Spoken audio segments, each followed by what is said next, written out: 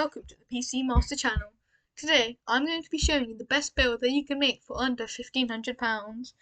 So here we go. For the CPU, I think that there's no better option than the Ryzen 7 7700X. It's fast, it's on Zen 4 and with AM5, and it's got future proofing through at least 2027, which is perfect for under £300. And for CPU cooler, here we want to get a liquid cooler because the 7700X does need a liquid cooler as it's quite gets quite hot. So we need a 360mm one, and since we want it to kind of look good, we're going to go with a white one. So this one is perfect for £60, and we'll just add that.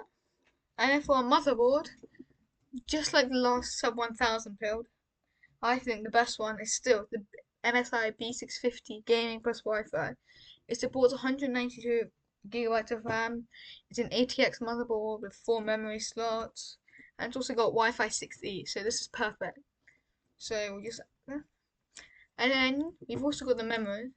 So for the memory, I'll be keeping it as the same as the last sub 1000 build with 6400 megahertz. Well, you don't really need 6400 with with any AMD CPU actually. We want to keep some consistent color scheme. So yeah, these ones would be good, or we could do much better with these. Oh wait, we also need to put the CL cache latency rating down because this it's gonna have a significant impact if everything else is good. Here we go, £93. So we're just gonna get that one. And then for storage, if you have a sub 1500 build, you're going to be realistically wanting 2 TB of storage at least. You could want one, but you're going to be downloading a lot of games, so you'd want two. So if you want two, and like always, you don't really need a PCIe 5.0 unless you're doing like heavy video editing, and even then, it's a bit overkill. But for the purposes of this video, we'll keep it at 4.0. And then if you look at the options, I can personally recommend the Kingston NV3. If you remember from last video, the Kingston NV3's read write speed was 6,000 and 4,000 for 1 TB, but since this is the 2 TB one, it's going to be 6,000 read and 5,000 write, so the write speed's going up by 1,000 megabytes. So we just add that one. And then for the video card, this one's more for personal preference. So you can go for a 4070 Super, or you can go for 7700 XT. Now, personally, not 7700 XT, 7900 GRE. Now, you can go for either of these, but if you want straight out pure performance and you don't want ray tracing, which is not really what you'd want at this price point, you're gonna do better with the 7900 GRE because it also has 16GB of VRAM compared to 12. So for 1440p gaming, 4070 Super is going to be outdated in a few years for 1440p, and then after that, in like a few more years after that, 1080p as well. But this it can confidently hold until probably 2029. So the 7900 GRE is the way to go. It's also cheaper than the 4070 Super, so it's another plus. Okay, and now also for the case. The case is not really as important, so I would just go ahead and recommend one that isn't that bad or that good. Here we go, the MSI Mag Forge 320R Airflow. It has a much better looking design than the last one, so I'll be adding this one. It's also under £70, which is good value. And then here we go, we have lots of budget left for the power supply. So we're going to be doing the really good one, RMA, the Corsair RM1008, which is a 1000 watt fully modular ATX. And since here we also have a lot of money left, we can actually upgrade the CPU if we wanted to. But considering like a one CPU bump is £200 more, that's not in the budget. So Instead, what we can take that is invest it in the motherboard. So if we change that, we can get an X670 motherboard.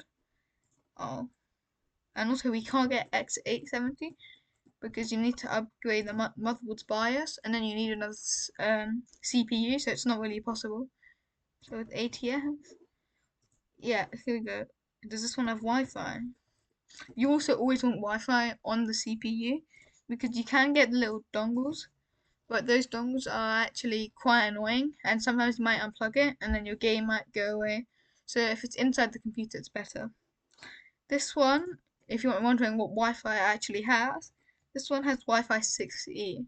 So same as the B650 one, or this one, it does support PCIe 5.0. So that's the main reason you can get X670. And then here we go. We still have £50 more in the budget, which you might want to add an extra 1TB SSD, which we will do for the purposes of this video.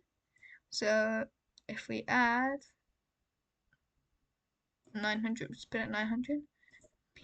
Now, and then here we go. So here you have it, final build for £1,488.